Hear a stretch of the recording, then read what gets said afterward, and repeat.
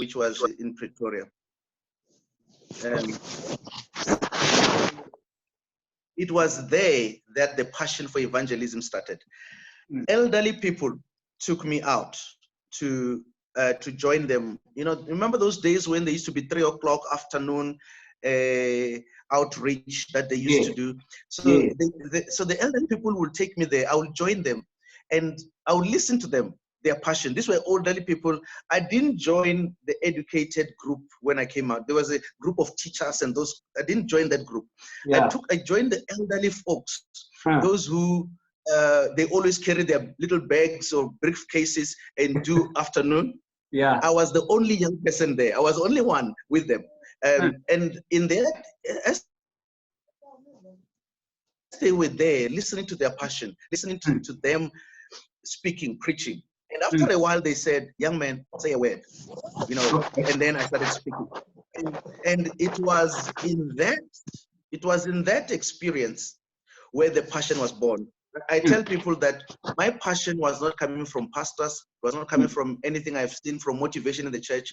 It was these elderly people who became the basis, because they didn't have anything, but they had the passion for the work. And they taught me the excitement, because some of them are not even employed. Some of them are just ordinary people in the street. We will go to families where there's a funeral, take over, start preaching there. And those people who have been paid to run the funeral, they will run away and leave us to run the funeral, and those little gatherings. And then from that, I organized a small group of students, young people. I used to get them from what was called TNG, it's called TUT now. I used to take them on Sundays to do house to house. I don't know why, but I became passionate to the idea that what we're doing on Saturday afternoon was not good enough.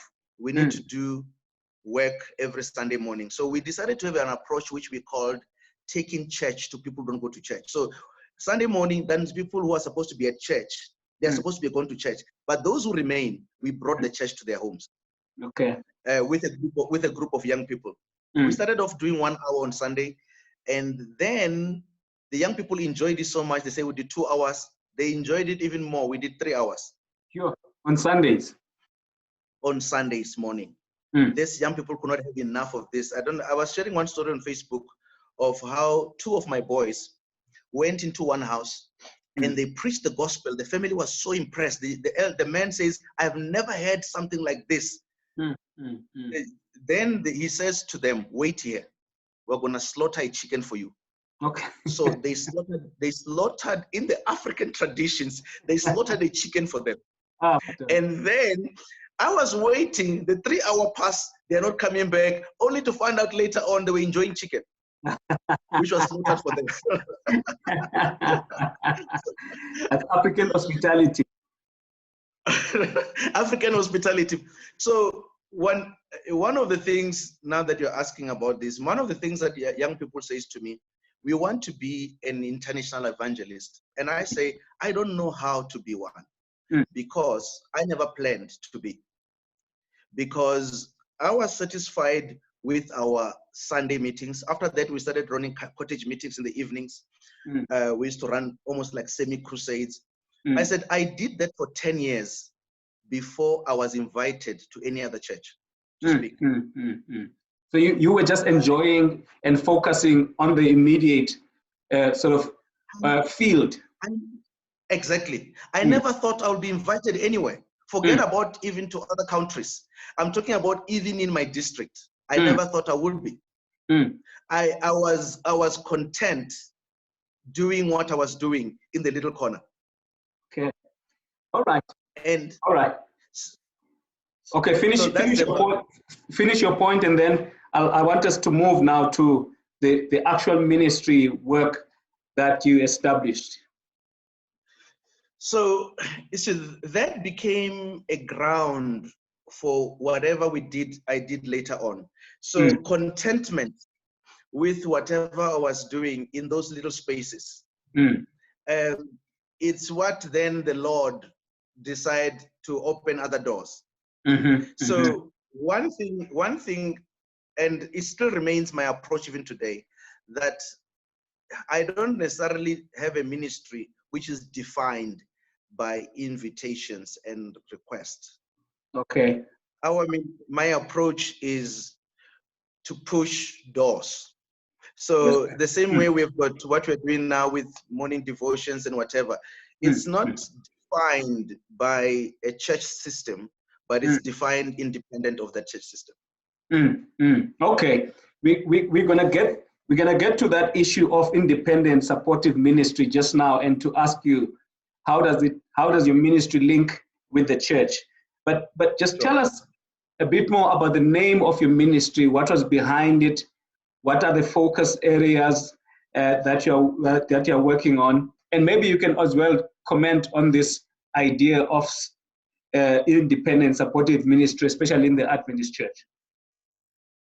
So I started off doing obviously those small scale. Then I started moving on to do public evangelism.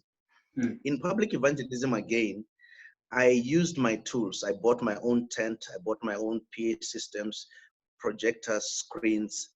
It was what I then did was, in the business I was running, part of the money income that comes from the business was directed to ministry. So I bought my own equipment. So if I'm going to do a campaign, I had a setup of everything, a quality setup of everything, because there was a partnership between my business with the ministry. So it was, as it is today, it became self-support. It was always self-supportive. So I started running tents, crusades, establishing churches, which I did within the conference, quite a number of churches, couldn't lose count of the number of churches that I've established over the time.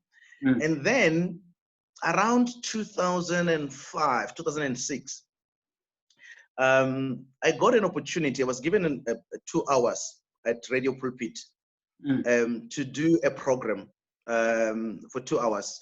They invited me one day and they were impressed with whatever I had to say. Then they said, "Don't you want your own show for 2 hours?" Wow. So then they say you can do whatever you want. So I checked in the station. Then I realized there was no doing family life in the station. So except for James Dobson recordings that they used to have. So then I started doing a family life program. I think I ran it for about 2 years or so, if not 3. And it had one of the highest listenership in the station. It was a Tuesday evening for 2 hours. And out of that, I started getting invitation from churches, mostly charismatic churches, who wanted me to, who were listening to me on the radio. And as a result of that, that's where the part of the family life came in. So you had public campaigns. So then family life came in from there. Then the people from my own church started hearing about what I was doing in family life. I started getting invited, but it didn't come inside the church, it started outside. And that's why even today, I still do a lot of, it's purely presenting ministry to all denominations, because I have got friends who are bishops of different churches where I go and minister in the same way, particularly on issues of family life. In fact, one of the churches last year says we must do, what do you call it, a memorandum of understanding. That I took over their entire family life ministry nationally for the church. Wow. Yeah. So I've already been doing their premarital. They get their couples from all over the country, bring them for a weekend for me to do their premarital counseling, and so on. So, and there are a number of those kind of arrangements, even outside our church. I've got a friend whom, because of COVID, he has got a 12,000 membership, and one of the things that he wants me to 12,000 is 12,000 members, yes. Sure. And he's got a mega church out in the East End. And one of the things that he wants me to do is to do a monthly devotional. We have agreed on me writing a monthly devotional for his members. So what you then have, you've got Living Power as a ministry, which is registered and listed with the division as a supportive ministry. And this was done 12, 15 years ago. That's when we got registered with the division. So it's a recognized supportive ministry of the church. Okay. So how does that, can we just talk briefly about that? How does that work in practical terms? Does one fill in forms? And I'm just now talking yes. When someone is listening. And by the way, welcome to the people that have just joined us as we had started. Thank you so much. We appreciate the fact that you take your time to come and join this conversation. Indeed, it is a conversation. So if you have questions and points that you want to make, feel free to do that on the platforms here. So just before you move on, just for the person who wants to establish a supportive ministry, how does that work? How does one become a supporting ministry into the church? Now, there are two things. I was talking to somebody about that today. There are two things that goes along with that. There is policy. So the SID policy stipulates the requirements that are there on you to be registered as a supportive ministry. Okay. So, and if you want to be, and you need to meet certain criteria that they have in order to do that. It's a policy. So if one wants to have that, the process is to write through your own conference. Then the conference approves, goes to the union, approves until it gets to the division for it to be listed as a supportive ministry of the church.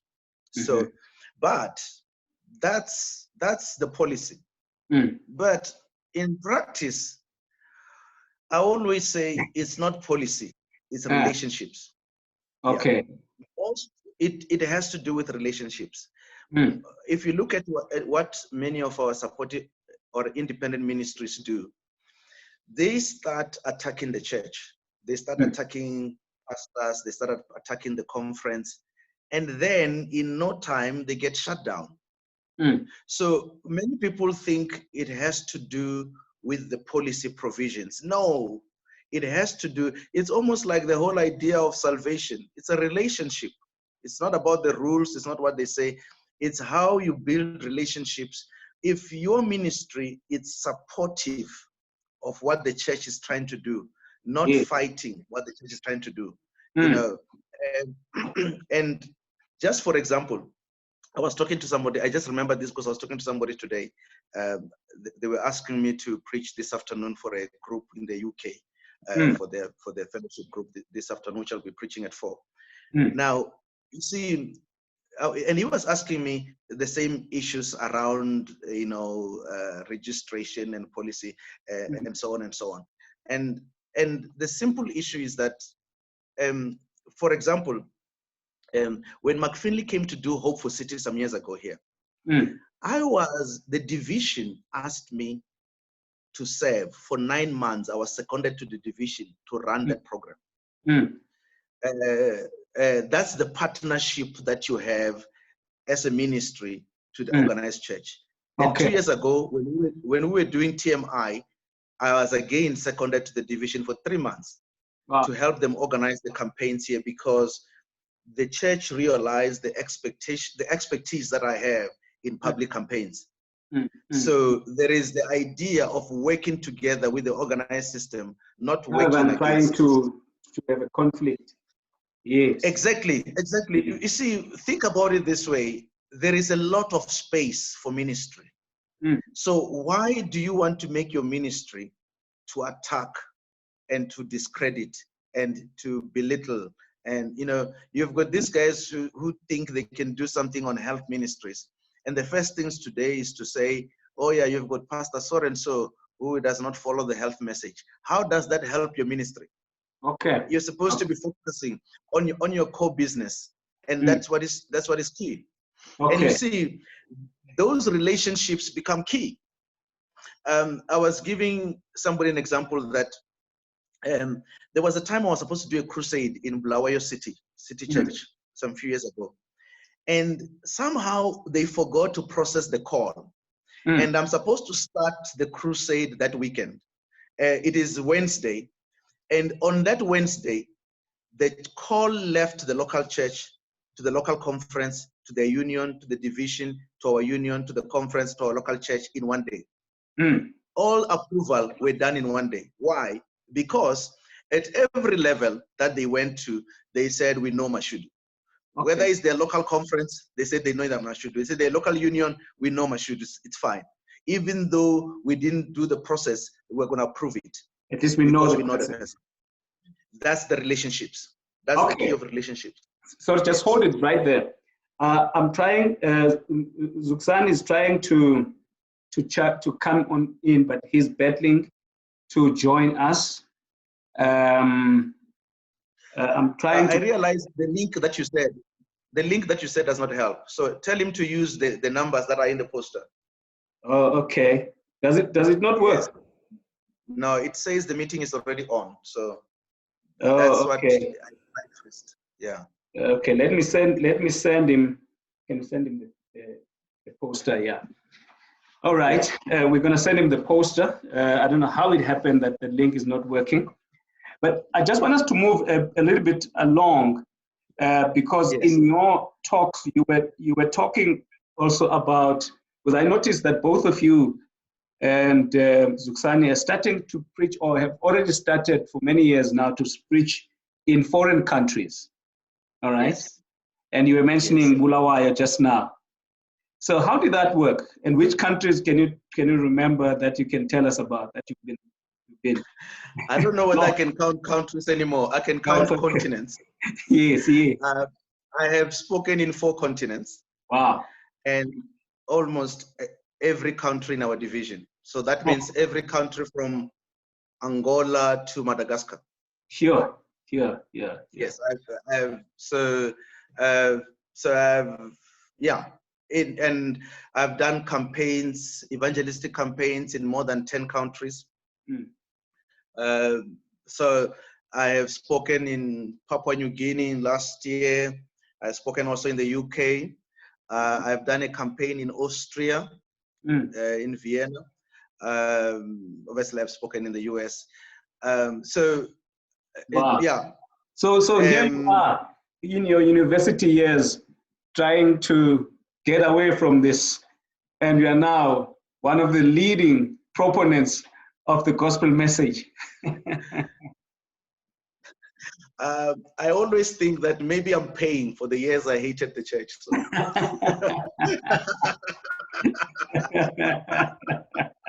I'm paying penitence for all my sins. Yes, we have our other evangelist now. Mjoli has finally made it. Sorry for that, man. Yes. I think I need to be able to see you as well. Hey, look at you. Yeah. So greetings, my brother. Greetings. Yeah. Hey, how can are you hear doing? Me? We can hear you very well. How are you doing, man? Wonderful. I'm all right by God's grace, and I hope the same with you guys. Yeah, man. I'm sorry about the mishap with the connection, but at least you are now here. Blessings. God bless. God bless. Thank you. All right. We're just going to back up a bit. Mashudu had already taken us through his own background. You are here now. Can you just tell us about you? I know you grew up in the church. In some years, we even sang together in Port Elizabeth in a group there. Just give us your background and how did you come to be passionate about ministry? All right. Yeah, please don't mention the singing part of it. That was my worst time. Somebody saw me playing the keyboard and they thought that I can sing. And they threw me in the deep end. And I suffered all my years of singing with you. And so I decided to stick to preaching, and so you are one of my inspiration that I shall not sing. I do love singing a lot, but yeah, no, it's not my turf. It's not your forte. Okay, yes, all right. Yes, I grew up in the church. I'm born and bred in the Seventh-day Adventist Church. My father was a pastor of this church. My late father, who passed 5 years ago now, Richard Ntonga Mjoli. And I was born in Uppington. And but we grew up all over. My brothers were born in Zimbabwe. So we were born all over because my father was a passionate missionary more than just a pastor. So we moved places. And in our early years, he took my brothers to the schools of the church, for instance, Bethel College, Kangele. I did not want, I was the last born of the boys. There were 4 boys, our eldest as passed as well, but there were 4 boys, and of course we have a little sister, Nombulelo. But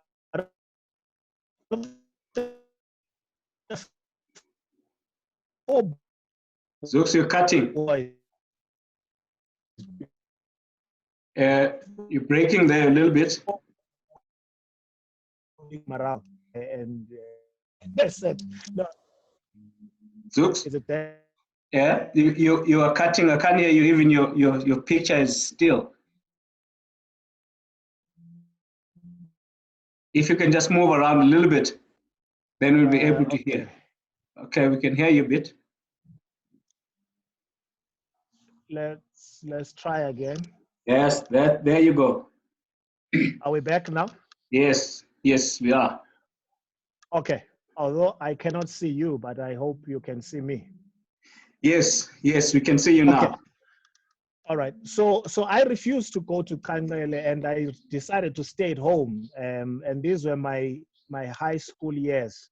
And my father then decided that he is going to teach me theology at home. So after he always wanted me to be a pastor, but that was not my turf too. But every time I came back from school, he would give me theology lessons. So I learned a whole lot of theology while I was doing my high school. And then when I finished, I still did not want to be a pastor, even after his hard work of teaching me all that theology. I decided to be an architect. So I went to Port Elizabeth, where we met, and that's where I studied architecture as an artist. But I've always had the passion of preaching. I always went with my father everywhere he went, and he would give me a chance to say a few words there. So he gave me a good background of speaking in public right from the early years. Of course, the Seventh-day Adventist Church is very big on this, on training the youth and training public speaking and a whole lot of theology that people go to school for. You can learn in the Adventist Church just from classes like the Master Guide, the Pathfinders. And so I did a whole lot of that. And until, of course, my tertiary, when I did my architecture. After that, I went to start to work, East London. Then I started my own company. The passion for ministry was always there, even though I was doing business. But then when this is now further in life, I had started to run my own business. I was preaching, I was teaching, I was getting invited, but I had a big dilemma because I would get invited to preach or to speak in a place, and at the same time, I would get invited to go and pitch or tender for a business model. So I always had this dilemma: which one do I choose? If I go and preach, that's a nice way of playing the words, the pitch and preach. That's a good one. Yes. And and in my mind, it would always be, if I go and preach, the reward I'm going to receive there is amen, hallelujah, God bless you, brother, and I go home hungry. If I go and pitch, I may get the business and I will have money. And at that time, my attitude with money was what most of us have, of putting bread on the table, taking care of your family, making sure that your children have food and they go to school. And this, it was all about me and my family and what I could do. So I needed to make as much money to have a comfortable life.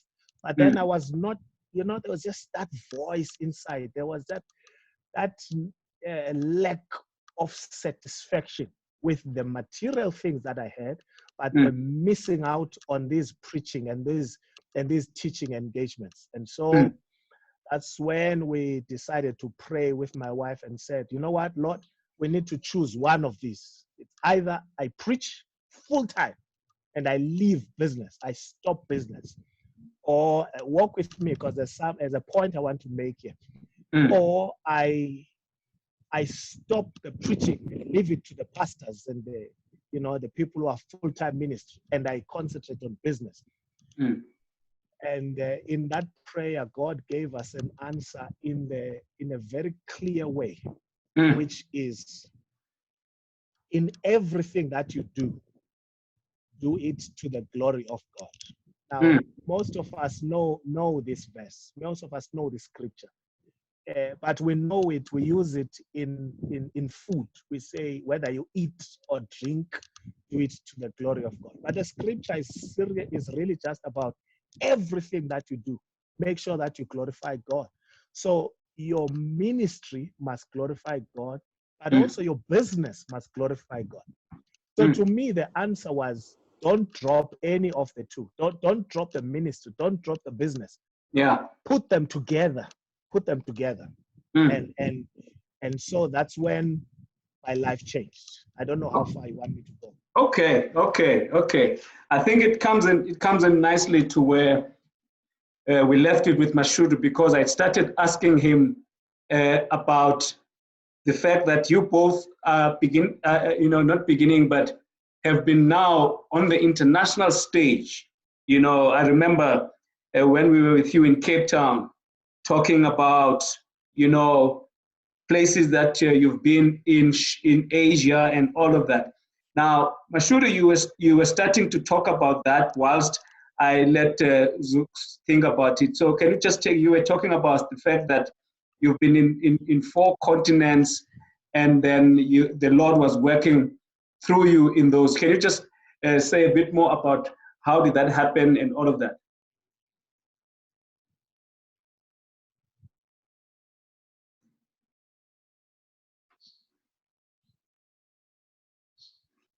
We can't hear. Can you unmute yourself? Oh, okay. There my you apologies. Go. There you go. Greetings, my brother Zuki. How are you doing? I'm all right, my friend, man. Good to see you again. Yes. Good to see you. I see you are cycling all over the world. I'm trying my bit. That's working better than the music, I must say.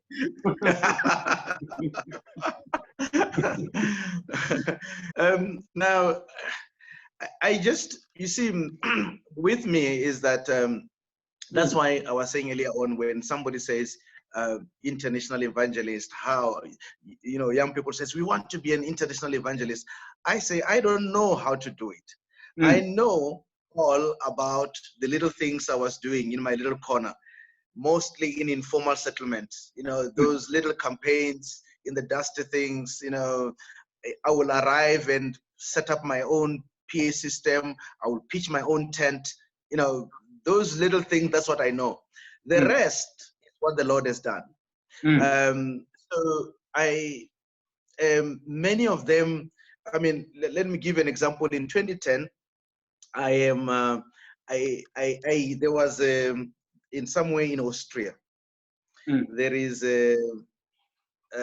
was an evangelist who was supposed to come to do. They wanted an African evangelist to come and do a campaign, a crusade. And then they wanted somebody from Ghana. And then the guy in Ghana was not available. So somebody says, can we find somebody in Africa? Then it so happened there was somebody who says, yeah, I know a Mashudu in South Africa. We can come. So I defined my ministry as being a spare wheel for God. So wherever somebody is needed, they cannot make the appointment, there is a Mashudu we can call. And you will be surprised how many of these places it started off that way. I am they invited some big evangelists to go to Namibia. at the division, and he cannot make it. And he says, "Oh, there is a Mashudu," you know. So, and then, and the story goes on and on. I was in somebody was supposed to speak at the ASI in Zimbabwe in 2009. I think he's South African. I can't remember who it was, but also he cannot make it. Then they need a main speaker. Then they said, "Oh yeah, there's a spare wheel." So you didn't feel like you didn't feel offended by that. No, just to tell you the extent of that, I'm not a speaker who will try to make himself big and who will try to say, "Oh, I'm not available. You should have told me in time." Just before I came in here, I got a call from the UK to say, "Can you preach at 4 today?" No, at 5. So I said, "That's fine. I'm gonna be done with you. So with this presentation, so at 5 I can preach."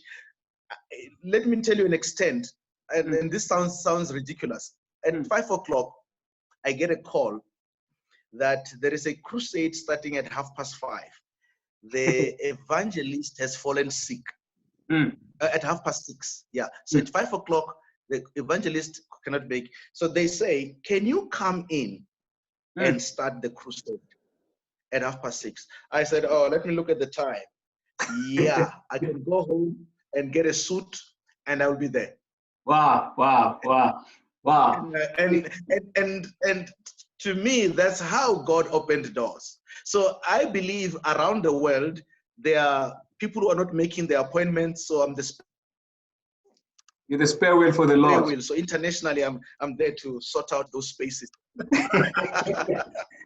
Let's come to you, man. Let's come to you. You've got some interesting stories, Zooks, about your work overseas, but also about your dress, your particular dress code. Can you just tell us those nice stories about how did it happen that you dress the way you do and you are involved in the international evangelism that you are doing, and what impact is that making across the world? I mean, Mashudu was talking about being asked as an African to come and preach there. Yes, look, okay, just maybe let me touch on that point I was making from my background to where I am now. Yes. Some of these bad experiences that we have as Africans, I'm talking about poverty, I'm talking about suffering, being sidelined, all these terrible things that happen to us. I have learned that they do happen for a reason. God has a purpose for your suffering. So you must actually not suffer in vain. It's like you've suffered and then you curse and die. For me, it has been the other way, where I take all my past experiences, even my current, and I'm taking them outside to the whole world. And this is where it began. In my father's house, as you know, pastor's kids, we had people visiting. We stayed in the mission house, which belongs to the church. But to us, this was home. It was not a church house. It was just home. And people treated it, yes, but people treated this as theirs because it belongs to the church. And so they would come to meet my father, the pastor, at night, in the evening for meetings, for good reasons, for proper things. But they would always come when we are eating supper, And as kids, we suffered because, as an African woman, my mother would not have us eat while there is a visitor. Wow. But the food was not for these visitors. So she would take the food from our plates. Sure. She would literally take our plates back to the kitchen as soon as these two visitors come in, this couple that's coming for counseling. So we didn't like this, and dish up for them. And I'm telling you, none of them would say thank you. They would always eat the food. I hated this, okay? This was terrible, growing up in the pastor's house. The second thing that happened was the visitors would come, Mashudu, when they come in those days, they would sleep at the mission house. You see, now he sleeps in a hotel. But back then, he would sleep at the mission house. He must tell me, why would he always get there at night? Why can't he get there early enough? In the middle of the night, we would be woken up because this is a 4-bedroom house. 4-room house, 4-room. You know, my mother's parents' room, our room, and the kitchen and you know that. And then, of course, out of African respect, again, we would be taken off the beds and let the bishop sleep in our beds. Oh. You know, I hated this, but look at what happened. Yeah. Then I grow up, I become an architect, I start designing and building houses. Then I start the ministry. Out of that dilemma that I was talking about, that God said, do them together, use your business as a form, as a tool for evangelism. So I started doing the architecture, the construction to build churches, schools, and all of that, and to help the church in its infrastructural development. And you must think of the day I was asked by one union to design pastors' houses. My whole background came back that I grew up as a pastor's child. Sorry, Zuk, for those people who may not, the Adventists may not know the union. Union is not the workers' union, but it's a structure of the church. All right. Yes. Thank you so much. Thank you so much. Yeah, go ahead. So they asked me to design pastors' houses. Yes. And I thought I suffered enough during my youth as a pastor's son. No child, no pastor's child is ever going to suffer. And you know what I did? I used my skill and my background to make sure that the houses that I design have got a separate study. Okay. Where the pastor is going to meet the visitors. And it has a separate door. They must not come in the house. They must go where they are going to meet the pastor. That's all. At the gate, I make sure that there is a sign that says pastor's house to the left, pastor's office to the right. You are not here for food. You are here for your church board meeting. Go to the office. Now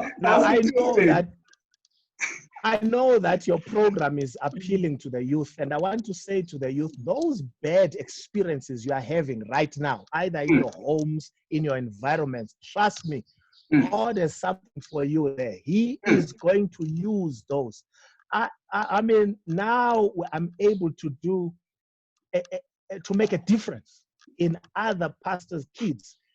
So that they do not suffer what I suffered. Of course, we also make sure that there is a spare bedroom so that the children are at home. Now, as an African, my mother was using those things coming from an African background. While we are Christians, okay? While we are Christians, while we love and serve the Adventists, but as Africans, she would not make these people sit there and not eat. That's our culture. You share what you have, no matter how little it is. So I grew up in a family like this that embraced our Africanism. That is just preaching that you are created in the image of God. And so I said, when I started my ministry is based on that scripture that you all know that says, go ye therefore into all the world, just like my bishop is doing, and preach to all the world. But you know what's happening? People from the West and from the East and from Europe are the ones coming to the world, coming to our world to preach. We do not go to them. We think we must be recipients. But for me, I have taken that scripture to say, even you as an African, you have a platform to preach the gospel, and that platform is the world. So a little different to my bishop, I'm not a spare wheel. I'm happy to know he is, and I will definitely make use of him every time I don't feel like it. But I must tell you, for me, I purposed in my heart that I am going to all the world. I am going to, we joke at home. I sit at the General Conference Executive Committee. And the joke that we do at home is that, for you to sit there, you have to be recommended by a certain structure. They would recommend your name there. Mina, I took my suitcase and I walked across the ocean and I went to meet the leader of the Adventist church. I asked for 5 minutes of his time. That is Mina, myself. I said, I'm asking for 5 minutes of your time. He said, oh, I'm very busy, but I will give you 5 minutes. I said to him, I'm coming from far, I just need 5 minutes. If you count the time I've spent on the airplanes to get here, just 5 minutes, I think would be worth it. And he said, it's fine, I'll give you 5 minutes. That 5 minutes turned into 1 hour.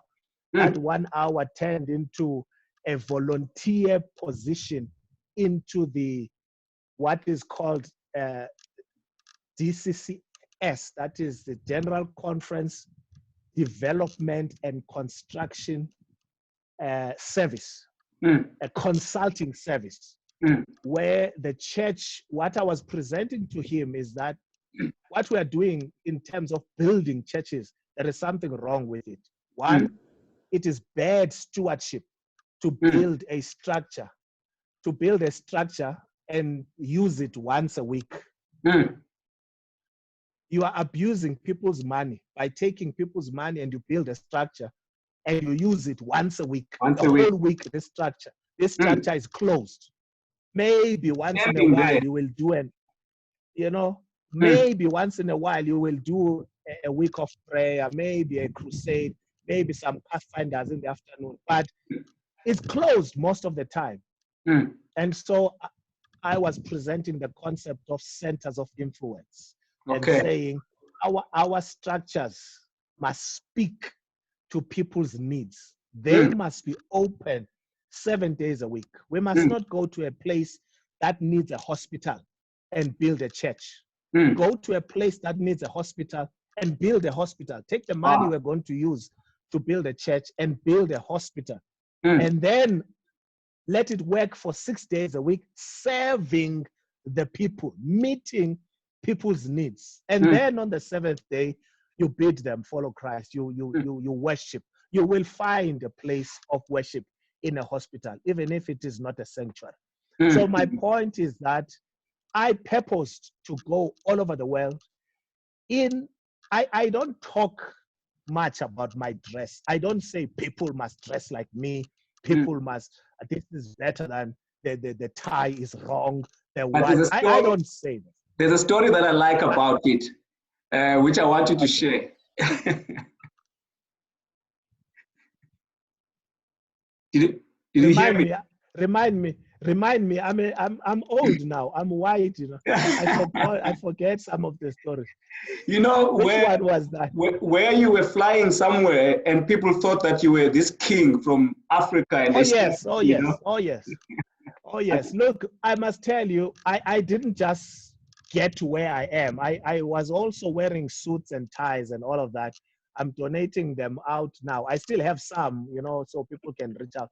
If you want a tie, I still have lovely ties, really, honestly. So, but now this is what would happen when I go overseas to preach, to teach, to do these centers of influence. Wearing a tie, wearing just a normal dress, people will just treat me like nobody. Like you're just like everybody else. Like everybody here. Especially the Americans. The Americans are very fast. They're very quick. They're not so kind. They don't have time for hello, how are you? Hey, how is the weather?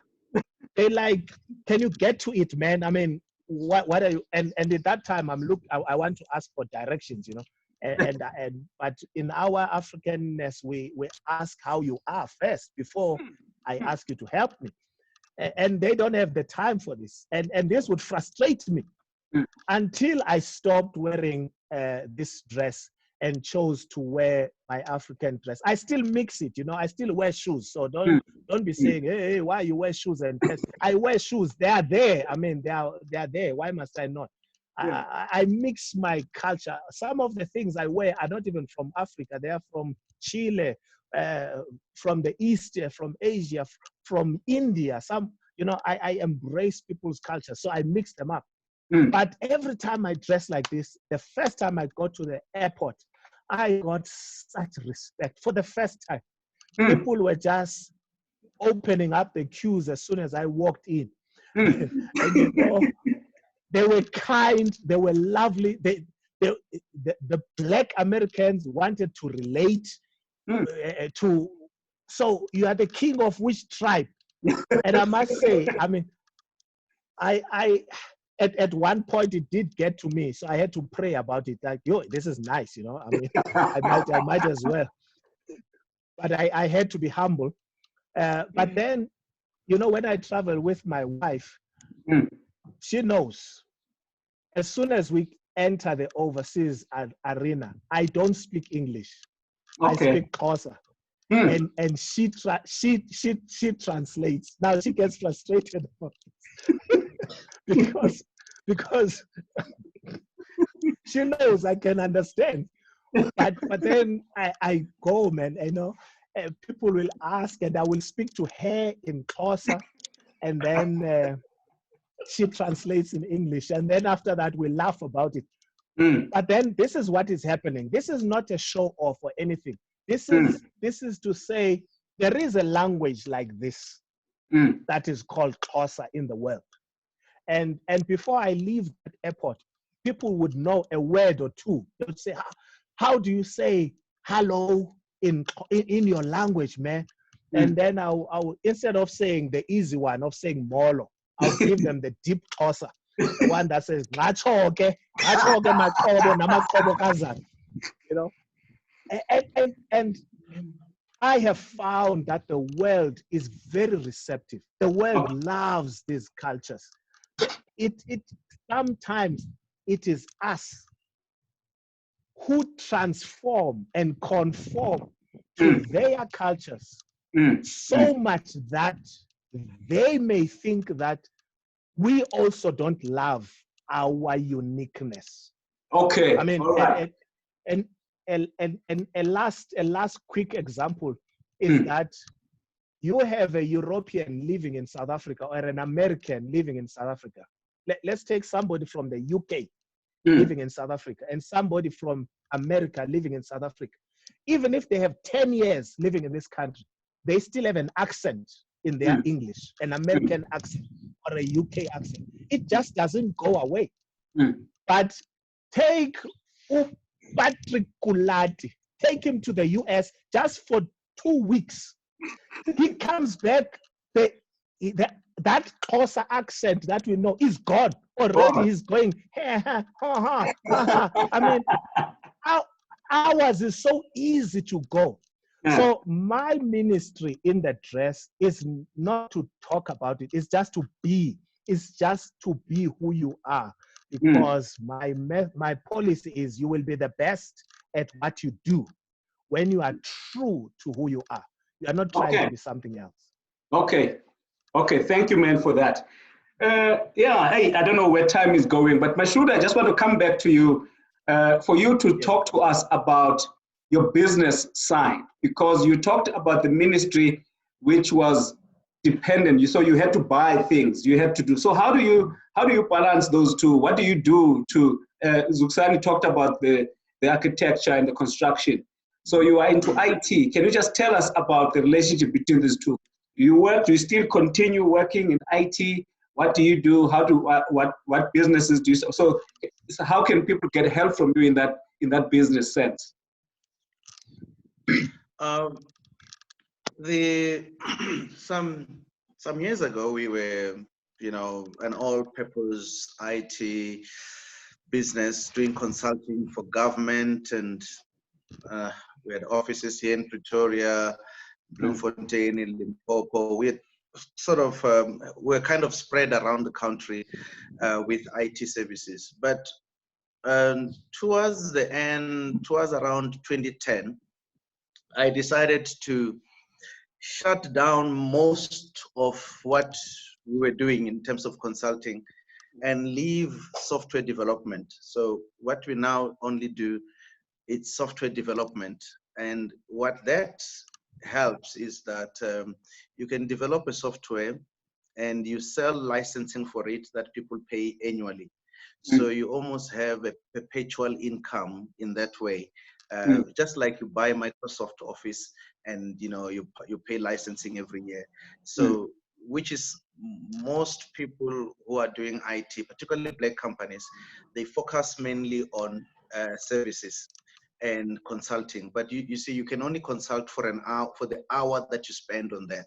But if you develop software, it's like a black box. So for one person, I will say, how much you have? He says, I've got 100,000. That's fine.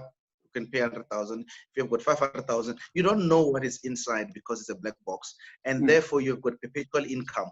So that frees most of the time because you can develop software from anywhere. And also you can support it from anywhere because all our software is online based, web based applications. So that frees you because I realized in the earlier years, you had to be there doing presentation here, managing this and so on and so on. So transforming more into software development, it's what frees much of my time. Then we can, so at the moment, I spend 80 to 90% in ministry. If I'm not writing books or doing seminars, and there's a whole lot of things in between, which is so the type of business that I'm in frees much of my time to be able to do ministry, which is where my passion, is, which is where I get fulfillment. I always say to young people, I'm one of those people who have done this and that and come back with a t-shirt to prove it. I earlier on in my life, I was recruited to the US. I was a consultant for Fortune 500 companies in the East Coast, all the way from New York to Delaware. And I traveled around the US doing that. That's before I came back, and I was a head of IT for government communication, and before I started the business. So I had already had a professional life that I had done, and then moved on to something that frees me, something that gives me satisfaction, which is ministry. So technically, I am more of a full-time minister than that of a business person because of the nature of how I do business. Okay, I do want to ask both of you this question. Maybe you can start, Zukisani. With COVID-19, especially if we're talking about this, with COVID-19, things have changed a lot for ministers. I'm talking about full-time ministers. And financially speaking, churches are not doing that great. Do you think there's an argument for changing of the model to a situation where pastors like Paul and others in the New Testament have, like businesses, have work that they do, but also ministry? Is this model that we now have of pastors being employed and working in churches sustainable, especially in this setup where we are now? And I'm not suggesting anything, I'm just teasing to find out what your thoughts are in regard to this model of pastorate. Yes, for me, this has always been proven as a form that will not last. It's not sustainable. It's just think about it. You have a pastor who's working full time as a pastor, or that's all he does. He's just pastoring churches. So when you call him, in the middle of the morning, let's say 10 o'clock, if I call the bishop at 10 o'clock about business, he's sitting in his office. If I call you, you are at your office. You are ready for this kind of a call. It's a business call. But then the pastor, you call him at 10 o'clock, he's in his pajamas, he's in his garden, he's relaxed there, and you want to talk about the business of God, but the pastor is only going to engage in this business of God only in the evening when he preaches, or in the or on Sabbath. You know, it just could not be sustainable, and COVID just proved it. COVID just said, there you are. You cannot just sit and have these churches that are non-essential services. That's what it has proven. Now, if it says churches are not non-essential services, are rendering a non-essential service, they close them down. That means even the leaders of the churches are, in a way, non-essential services, except when they go and bury the people who have died out of COVID. Now, Jesus is not about burying. Everywhere, every time he went to a funeral, that funeral stopped. There was no funeral. It didn't continue, you know. But now we want to go and bury and say our essential service is about burying people. That cannot be. What about life? What about giving life to people? How about being an essential service? And this is where the centers of influence comes to play. It's so unfortunate that in our sphere, in this side of the world, this concept is not grasped, and I'm doing all I can to speak it, do it, but I can tell you, I'm not making headway at all in this side of the world. And yet, overseas, centers of influence are what make the church to thrive. Firstly, in unentered areas where you cannot pick up a Bible and preach like we can here, you put up a center of influence, you put up a restaurant, a good health restaurant, you put up a school, and only then you bring the church part. And now, what do the pastors do there? The pastors work in these schools. They are principals. They do more than just pastoring. They learn education. They learn IT, if I can use that example of Mashudu. They learn other skills, professions, skills, yes. And these skills are not fighting against their ministerial skills. They are complementing them. Because to stand as a pastor with a Bible in the Hindu areas I've worked in, you are playing, you will be thrown in jail. Even this day, there are places where you cannot. Mashudu knows these places. Now, in the US, if you take the US, for instance, which thrives on ministries, when you go to the website of the unions and the divisions, you see ministries. I'm talking about supporting ministries. Yeah. Ministries that are supporting the church, not independent ministries that are fighting against the church. Of course, there's a difference there. Now, these supporting ministries are run by lay members in partnership with the clergy, with pastors.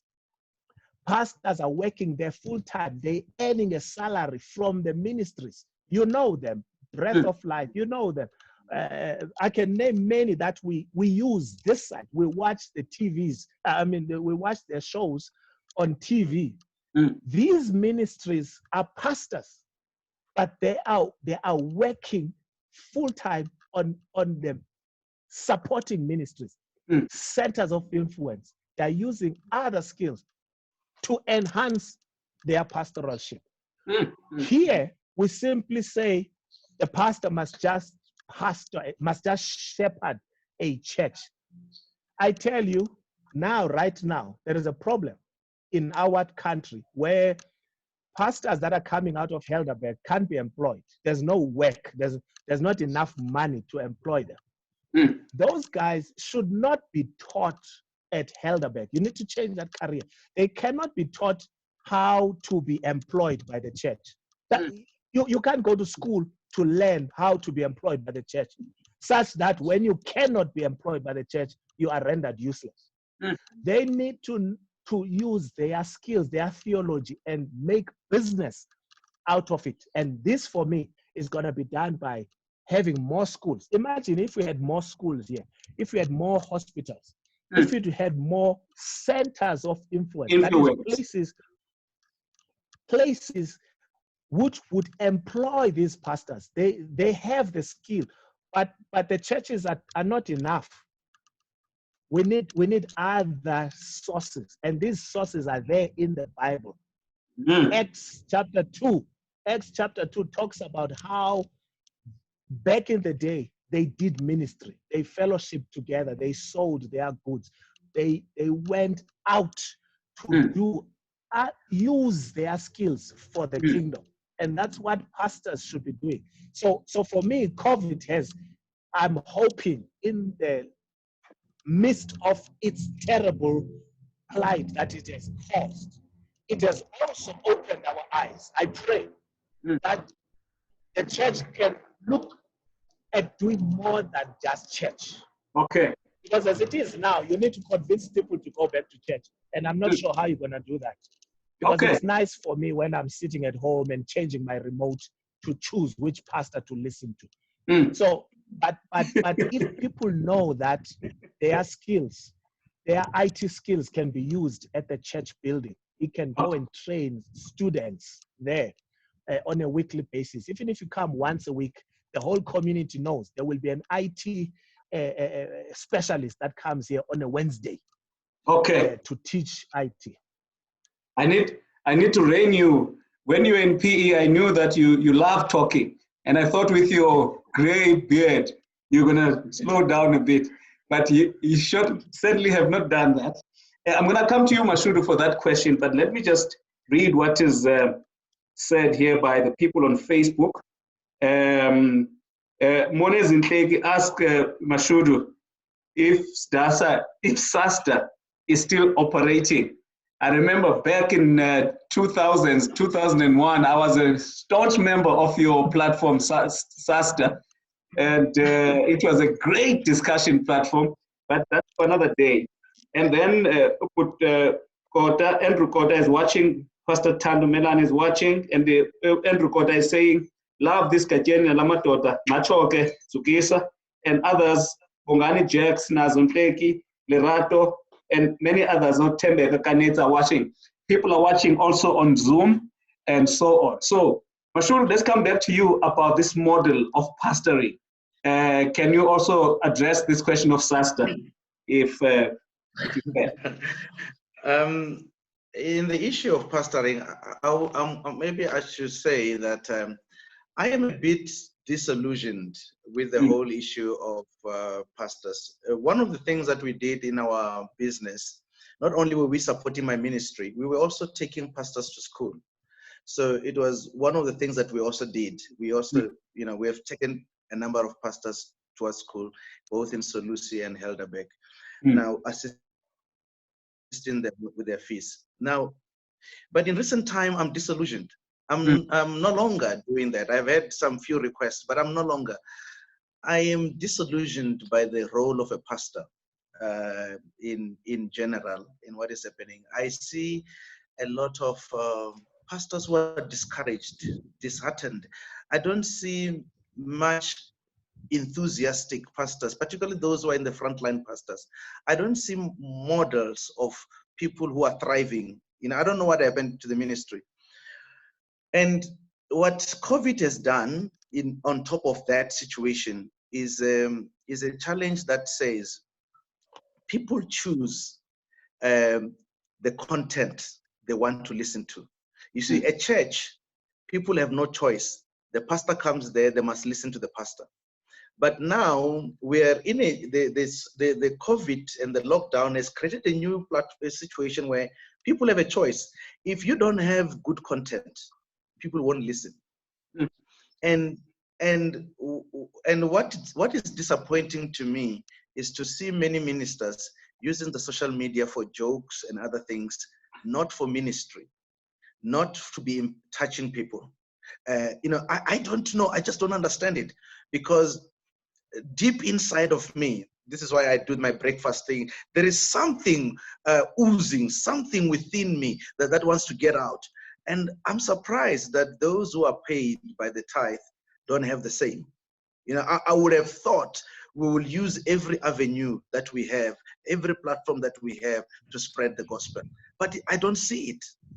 I worry about it. I worry about our ministry. I worry about the new generation coming in, finding the old guys who seems to be also discouraged and disheartened. I worry about the future of the ministry. And to me, what drove me, when you read from Gospel Workers, Ellen White talks well about the role of Paul as a supportive ministry, as a self-supporting ministry, that he did the tents and preached the gospel, you know, as a model that needs to be followed. So I find my place in that model of making tents and preaching the gospel. I will not judge ministers of what they do. I don't know. I don't see it as my place. My only worry is to see the discouragement that is there. I hardly find any senior pastor who is not in the office, who is thriving and excited about ministry. I hardly see that. Even our youngsters that we get together with them in the social media, I don't see them, you know, oozing. I thought they'll come out of Helderberg with that oozing excitement. There's another thing that Zuki also talk about. You look at charismatic churches. They take pastors Bible college for six months. After 6 months, you get a tent and he starts a church. Why do we have guys spending 4 years and they cannot create a budget for themselves? And, you know, I look at my time as an evangelist, I've established many churches. And if you ask me today, because of COVID, I decided that this year I'm going to do at least 2-3 campaigns. And each of those, we're going to establish churches. So why don't we train? Why are they not trained enough to go and establish their own churches and create their own budgets, just like charismatic guys are doing? Why are they waiting for employment? Why not create the budget? With all the things that we've put in them for 4 years, are there no basics enough to go and do what those guys do in 6 weeks, in 6 months? You know, and that, to me, those are the questions that I have. And I would have thought in the 4 years, you also give them skills to say, if you are not employed, this is how you can do it. And I can tell you now, if you give me an entered area, give me 3 months to prepare it, and we'll establish a church. And that church can be somebody's budget. Okay, wow. All right. I didn't realize that this question was going, it was a by the way question about the model of pastorate, but I didn't realize that it was going to elicit such comments, such powerful statements coming through there, because maybe it is time to really look into how best we can have ministries that thrive, run by trained people as well. There's a question here from Obolungile for you, Mjoli. What is the stumbling block in Africa for building these centers of influence? Is it finance? What is your understanding about that? But also, oh, can you switch off whoever is there? There's so people. And then they keep on paying. Tiki. The software developer. No, he's developing software now. Fine, Tiki. And then. Oh, must I mute all? Okay. No. Okay, can you hear me? We can hear you. Okay, all right. So I want you guys to just give us you answer this question, Mjoli, and then you guys give us a synopsis of the various areas of your ministries. I think, Mashudu, you started on that. What are the key components of your ministry, of your ministries, that's the focus areas that you are now working on? And secondly, what kind of needs out there are you feeling that needs to be met by your ministry? Go ahead, Mjoli. Yes, sir. All right. Yeah. No, look, he asked the question and he says, is it finance? That is a stumbling block. And I'm sure it's unfortunate that this finance thing is the biggest thing you'll hear in the African continent. And from us, this side, we'll always talk about money. The truth of it is, It is not money. It is attitude.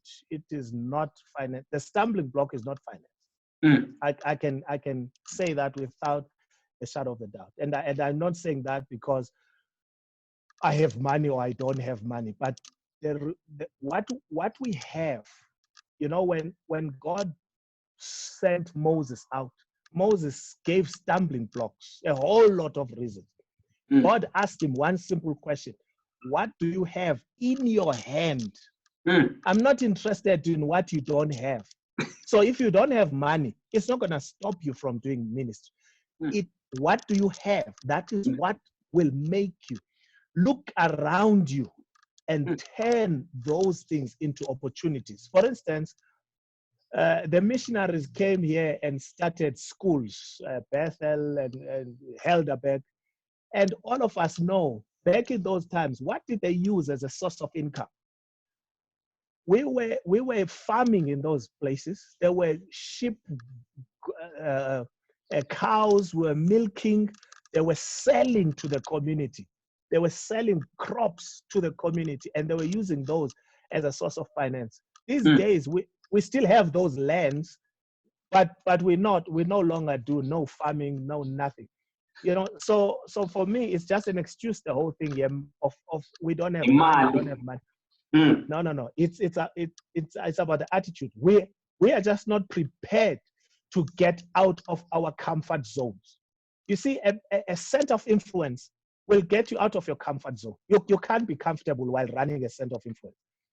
When Mashudu says he's doing 90% of ministry, and he has this burning desire that he does not see in those he expected it to be in. It's that uncomfortable thing of ministry, that is of making disciples instead of members. We have created members. Members are comfortable. Members want to go to church and want to be fed, and will talk about your sermon, and will talk about how bad it was, how good it was. They are comfortable sitting in their comfort zones. You ask them now, why do you want to go back to church? We just want to go to sing. We miss singing. That's all people will tell you. We miss fellowship. We miss the preaching.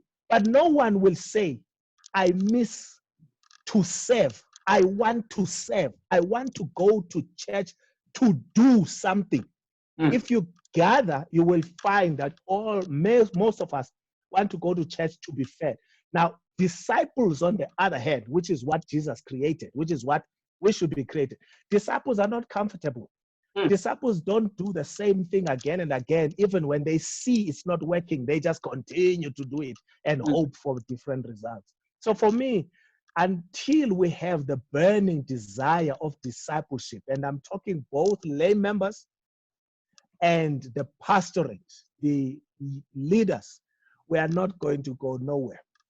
That's just on the center of influence.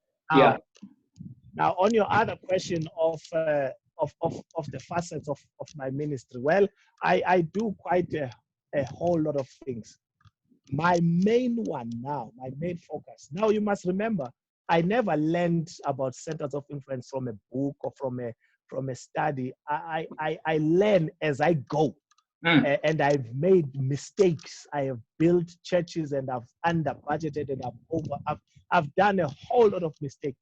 And so I am now in a position where I'm using the lessons that I have learned in the past of striving with my ministry. I started in 2010 with my wife.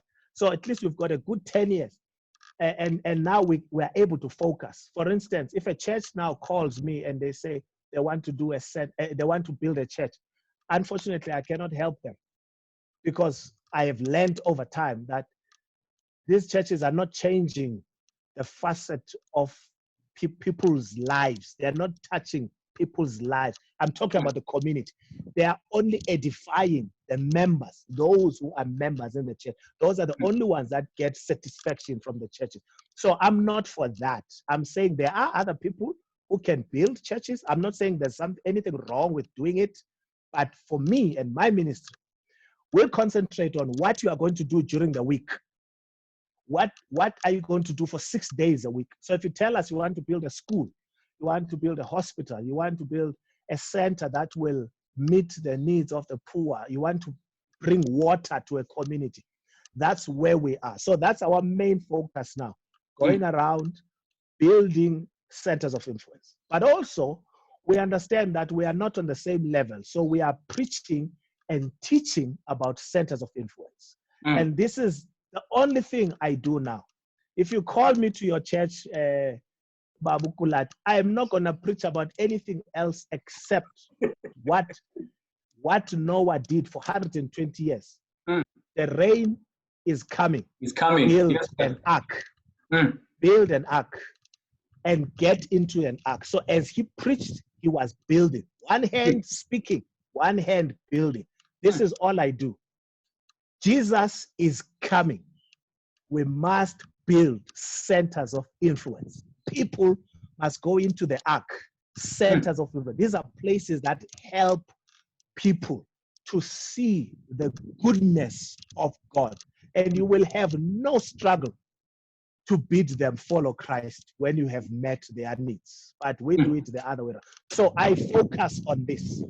And of course, I am also focusing on the world stage, that is schools, public schools. I'm involved with Curo, a big group. I'm involved in the cycling, in changing the youth, using cycling as a means for developing our youth and bidding them to follow Christ. So I'm taking my ministry to the outside world, and of course to the international level. I'm always speaking internationally, waiting for the borders to open, and as soon as they open, I will be there in these places, building and learning about centers of influence and how we as Africans can take the knowledge that God has given us here through practical lessons of suffering and painful lessons to the whole world, to change the way they look at Africa. And this, for me, is a big deal. I don't have time to tell Africans how to become Africans. They must just be Africans. I go to Chinese and tell them about Africans. Then I can tell them what these beads are. But to be telling you, I'm wasting my time, because you can do that on your own. So I'm not in those fears where I'm fighting in this church, you must wear that, you mustn't wear that. I'm taking it to people who know nothing about this. Who need to know. I'm saying, God, who need to know it. Yes, sir. Okay. All right.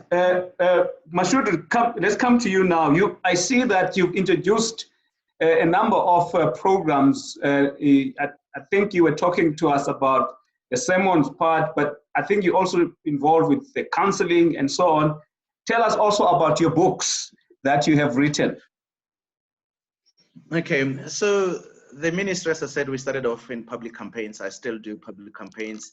The strange thing is that the last campaigns I have done are mainly in Zambia and Zimbabwe, where they already have too many Adventists and very few of them locally. Yeah, which is quite a strange thing. But so it's evangelism, public campaigns, and then obviously there is family life. Family life, it is within the church and outside the church.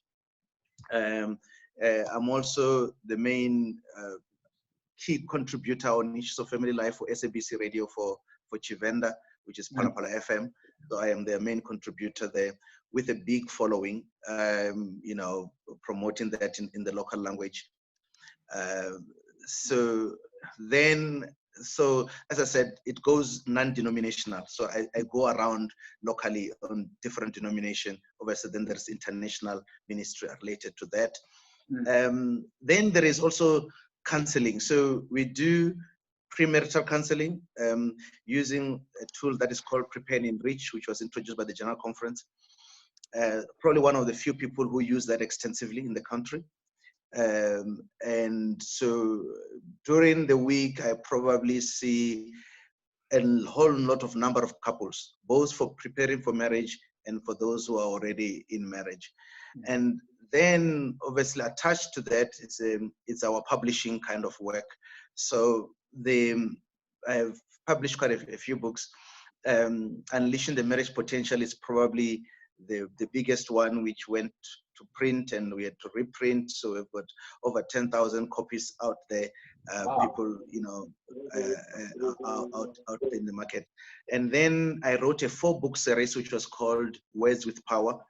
The Words with Power. So there's one that deals with issues of family, one that deals with issues of trials of life, one that deals with issues around purpose, and then one which deals with issues of faith and evangelism. Then the latest book that I've just published is Thriving Through Trials, which is the first one, probably one of the very few in the country, for our publishing department to allow it to be distributed by LEs, because they are very strict in that. So that is going to be distributed by LEs in the country. We are also introducing it throughout the whole division. And publishing also, the Unleashing the Marriage Potential also, we're in the process of translating that into French and also into Portuguese, because of the interest of the book in those areas. We were supposed to publish 4 more books this year, but I think it will only be 2. The one key one, which is a ministry that I'm passionate about, it's about preparing young people for marriage. So the book that is coming in a month or 2, which is entitled The Journey to Marriage in the 21st Century. That I hope is probably going to be unprecedented, because we're bringing together not just only biblical principles, we're bringing issues of lobola, African culture, and all of that in the process, to build it together in the process. So those are the issues about the publishing work that we're doing, which is obviously, most of us in Africa, we speak, but we don't write. So we're trying to change that narrative into more writing. The last book I'm doing this year, which is also I'm very passionate about, is one that puts together my experience about evangelism, whether we are talking about social media evangelism or public campaigns or small crusades. I'm putting all together in the last book I'm publishing this year, which I hope it will also be a major driving motivation for others to get involved in ministry. Okay, all right, thank you. Guys, I think we are already 15 minutes into late, but I think this conversation has been really, really fruitful, and I've learned a lot out of it. And I want to make sure that the question that I hear, I'm going to have last few questions for you, but the one from Alois that says, how urgent or relevant is the Great Commission in 2020? That is one. And then I think Lungile Ukajeni had responded to you, Zooks. He said, I get it, Elder, thank you. And it is possible then to build those centers in Africa. All right. So I think he's also saying, wow, great work there, Elder Mashudu, God bless you. All right. And I just want to read some of the, where Lerato is saying, I've reached my destination situation, very sad. I think she's responding to some of the issues around ministry. Elder Kota saying, and we also have Uputi Kotela. She's watching. She says, so true. A lot of us speak and don't write, and we lose a lot of info that way. And Video Fund is watching. That's great. Yes, in fact, Beauty is correct. We had a session with her and others on writing, and I think we're gonna push strongly on this thing of helping ourselves to write. Now, can we just, in conclusion, colleagues? Obviously, Mashudu, you can respond to the question about the relevance and the urgency of the Great Commission, but in addition to that, what I want to find out from you, in your journey, there must be hard moments. There must be experiences that were painful, or the lessons that you thought you learned from experiences of your life, of your journey.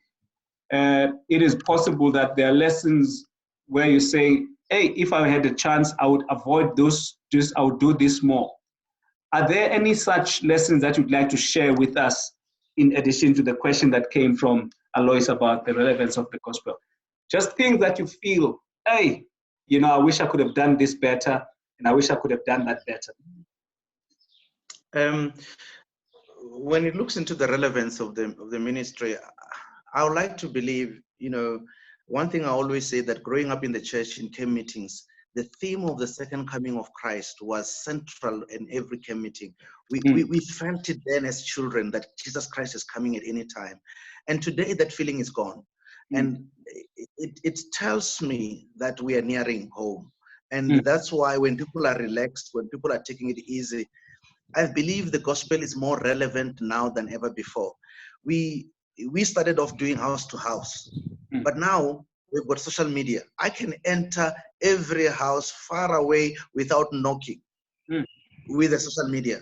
And I just wish, and I was talking to my friend, Pastor Ngwaru, who is in charge of evangelism at the division. And I was saying to him, do we have a social media strategy in terms of evangelism and evangelism social media strategy? And because I'm very passionate that we are missing the opportunity to actually make this.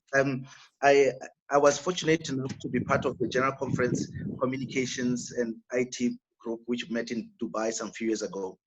And then there, we found out that in South America, they had a whole division, a whole grouping that does social media. They had 8 people only doing Facebook. These guys are ministers who are just working on Facebook. Sure. And I can understand that. I was saying that to my friend, Pastor Ngwaru, that I can't keep up with responding to the inboxes of questions people are asking me. I run a little ministry without much budget. I can't keep up. There is a definite need out there of people. I mean, I respond to things 3 months sometime because I just don't have capacity to deal with that. And as a ministry, we are not looking to where people are.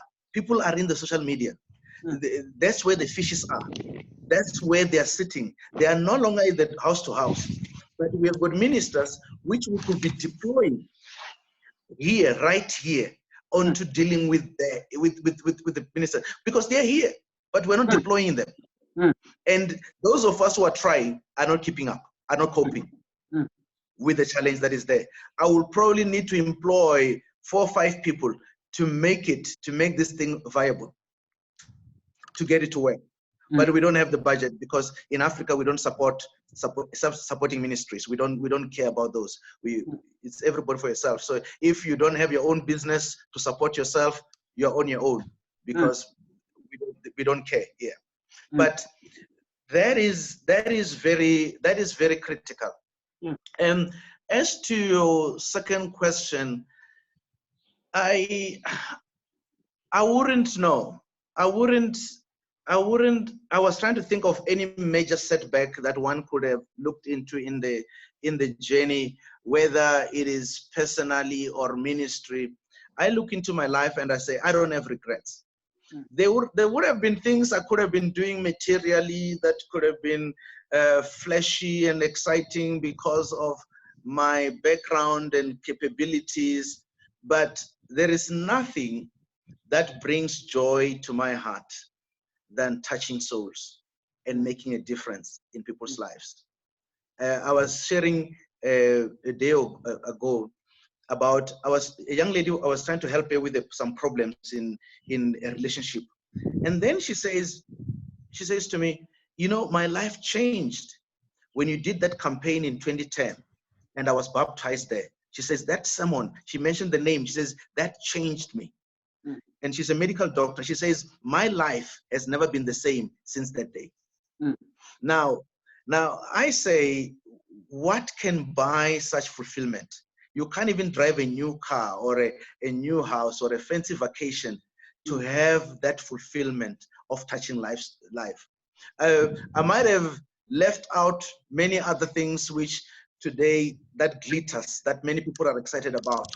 But, and you see it because people, they honor material things than content of your character. They look at the content of your garage or your bank account is the content of your character. But that to me doesn't bother me, because in the gospel I have found something. I have found my gold. I have found something that keeps me excited, that keeps me going on a day-to-day. Wow. Thank you, man. Slowly over to you. We're wrapping up. Yes, man. In that small question of the agency of the second coming or the Great Commission, you know, in the prophecy type that we are living in, which you see in Matthew 24, where Christ spoke about these things that are happening now, pestilences and diseases and famine and death and all of these things. At the end of that, he then says, when you see these things happening, look up, for your salvation draweth nigh. So just to echo my bishop's words, it is more urgent now than ever before. It's a pity that it was preached back then and is no longer preached now, but it is more urgent, even though we may use different methods of speaking about this, but it is way more urgent now. We are living at a time of crisis. And so the question of the Great Commission should be the only thing on our minds. Hence, in our ministry, we simply say, Jesus is coming, build centers of influence, because the Bible says this gospel shall be preached into all the world, and then the end will come.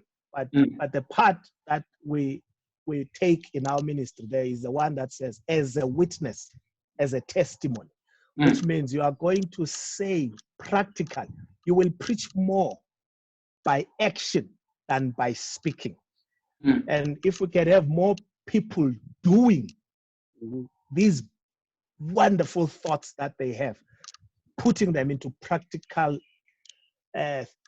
ways that we all can see. For me, we can change the world. We have many people speaking, many with many ideas.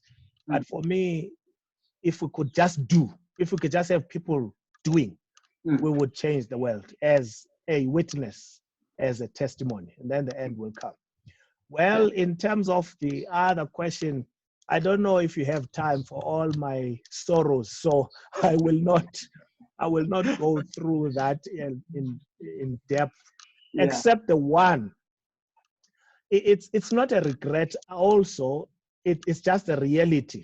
It's just a sad reality for me that my ministry and the concept of centers of influence is accepted all over the world. Everywhere I go, I have no place in the world. Inter-American Division, North American Division, East Asia Division, South Pacific Division, everywhere in the world. If I were to take all the appointments, I would never be home. It is accepted. It is wanted. People yearn to hear about this. And I'm using practical examples from Africa. I'm not using European examples. I'm using my experiences here. What is unfortunate with that is that here at home, it is not. I don't know whether to say it is not accepted or it is people don't like it or they don't like me or what. But all I know is that I work more outside than at home. And this is not because I have not availed myself. Everyone who has called me, no one can say I've ever declined and said, no, I'm busy, I'm Mr. International. No. But they just not interested. I go to the level of saying we help the churches to turn their structure, the structure that's already there, that's a physical church already there, into a center of influence. We're able to assist you. The same way in Bible times, they changed a house and opened up the roof and put a man down there so that he could receive healing. If you read that story very well, Jesus was preaching, but no one was getting help. People were just listening. But the man who needed help was outside, and he could not get in because people had filled up the doors, the brim of the church or the house. So what did they do?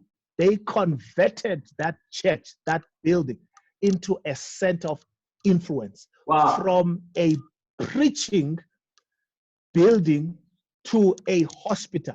How did they do that? Literally ripping the roof apart.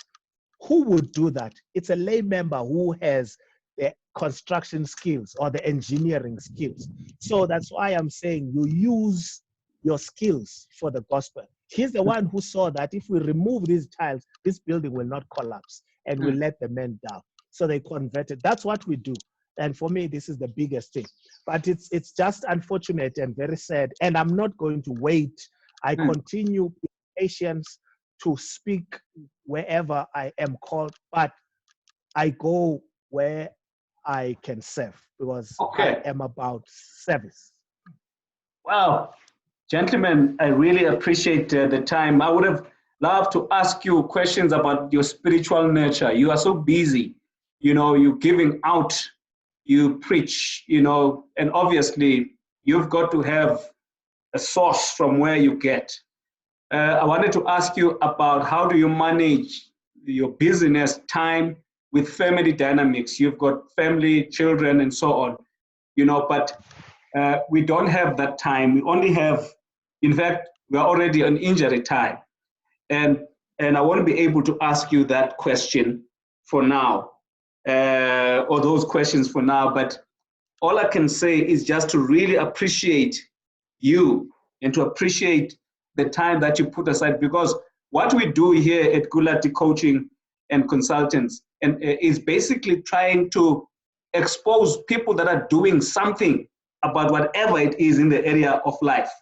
You know, it may not be church related, but whatever area of life people are making a difference.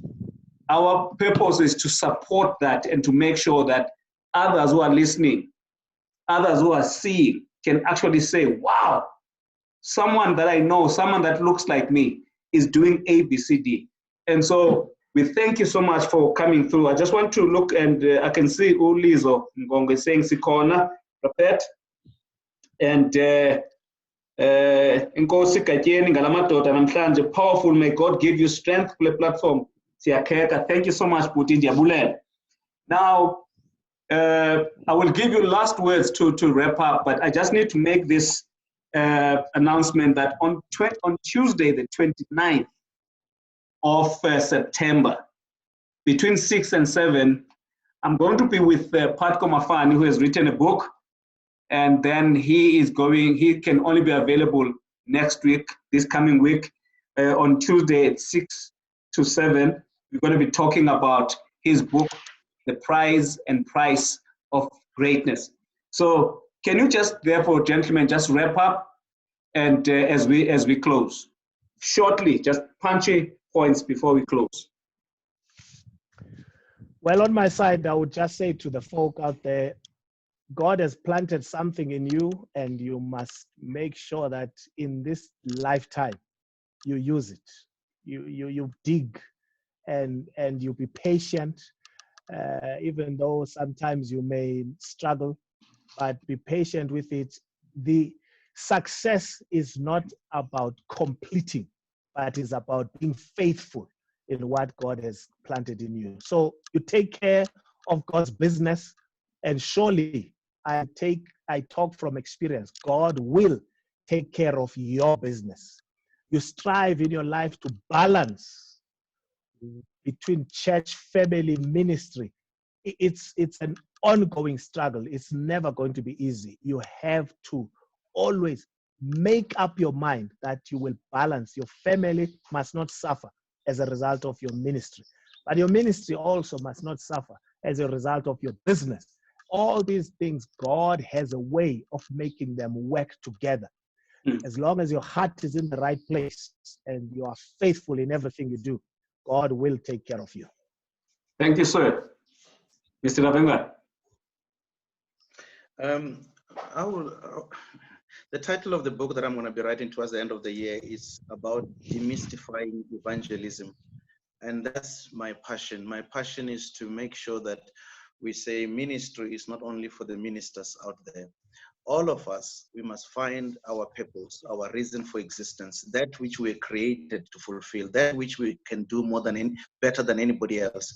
So let's go out there and search and pray to find that which we are here to accomplish, so that when we leave in this world, we can leave having left a mark for generations to come, because we will have accomplished which we are there. Because my passion, my pain is that many people, many graves are telling stories of books not written, sermons not preached, things that are not accomplished.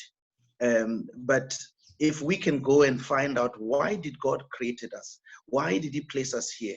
Find that purpose and live that purpose, so that by the time you come to the end, of your journey of life, you would have emptied yourself of everything that is there. I was saying to somebody, I'm not ready to die because I have not downloaded everything that God has given me into a readable material that others can read. I need to download that. And that's with all of us. Let's empty ourselves for the purpose of God. And then when we go to the grave, then we will go empty as we came into this world. May the Lord bless you, and thank you for the opportunity that you've given us to share even today. Thank you so much, gentlemen. I'm really, really encouraged. I'm really inspired and motivated by your experiences. It sounds like you have more to do and more to give. I don't know where you get the capacity and the energy and the time to do it, but God has planted so much into you. And from what we have seen and what we're seeing, God is helping you to make it possible for you to use it. So thank you so much to you. And thank you so much to our listeners and those that watch. I'm not leaving any message here. All right. Thank you so much. May God bless you. And we'll chat again, gentlemen. We might call you again later, but we really appreciate it. And thanks to those that are watching on Facebook and on Zoom. We'll see each other again on Tuesday at 6 p.m. with Pat Komafani. Thank you. Thank you so much. God bless. All right. Thanks, man. Take care. All right. Yeah. Thank you. Goodbye. Cheers.